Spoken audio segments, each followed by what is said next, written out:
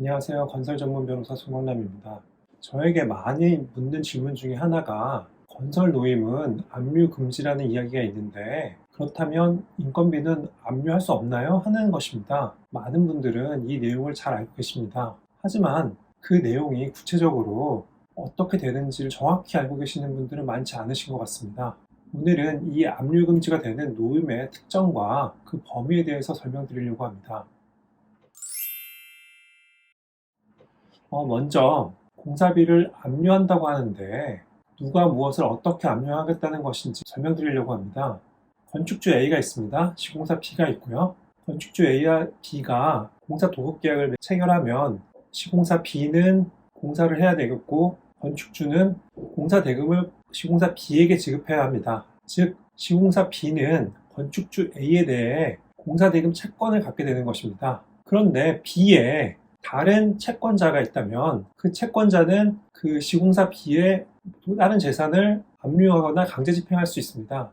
그 재산 중에 하나가 B가 건축주 A에 대해 갖는 채권입니다. 따라서 시공사 B의 다른 채권자는 시공사 B가 돈을 주지 않으면 건축주 A에 대한 공사대금 채권을 압류할 수 있는 것입니다.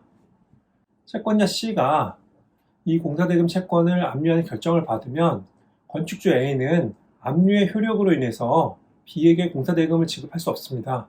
만약 압류에도 불구하고 공사대금을 지급한다면 그 지급은 무효가 되고 이중으로 지급해야 되는 일이 생길 수도 있습니다. 한편 이 공사대금 채권에는요, 시공사 B가 고용한 근로자들의 노임이 포함되어 있을 수 있습니다. 만약 공사대금 전부가 압류된다면 시공사 B는 공사대금을 지급받을 수가 없고 근로자들에게도 노임을 지급할 수 없는 상황이 될 수 있을 것입니다. 이러한 문제 때문에 건설산업기본법 제88조에서는 임금에 대한 압류의 금지를 정하고 있습니다.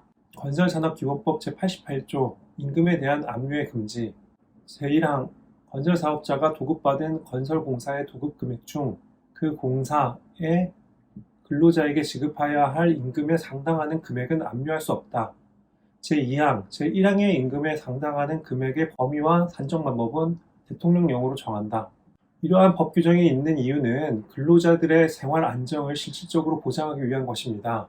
대법원은 이 규정을 위반한 압류는 강행법규 위반이어서 무효라고 판시하고 있습니다.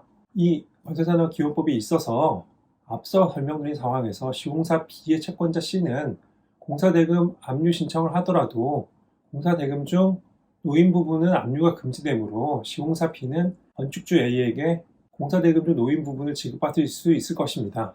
다음으로 건설산업기본법 시행령 제84조에서는 압류 대상에서 제외되는 임금의 산정 방법을 정하고 있습니다. 건설산업기본법 시행령 제84조 압류 대상에서 제외되는 임금의 산정 방법 등 법 제88조 2항에 따른 임금에 상당하는 금액은 해당 공사의 도급 금액 중 산출 내역서에 적힌 임금을 합산하여 산정한다.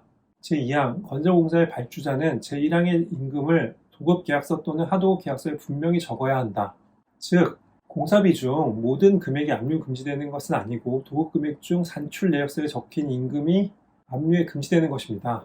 만약 노임액 부분과 이 밖의 공사비를 구별하지 않고 도급계약서나 산출내역서의 기재에 의해서 노임액 부분과 그 밖의 공사비 부분을 형식적 획일적으로 구별할 수 없는 경우에는 공사대금 채권 전부를 압류할 수 있습니다. 따라서 압류의 대상이 되지 않기 위해서는 도급계약서에 노임을 명확하게 기재해야 합니다.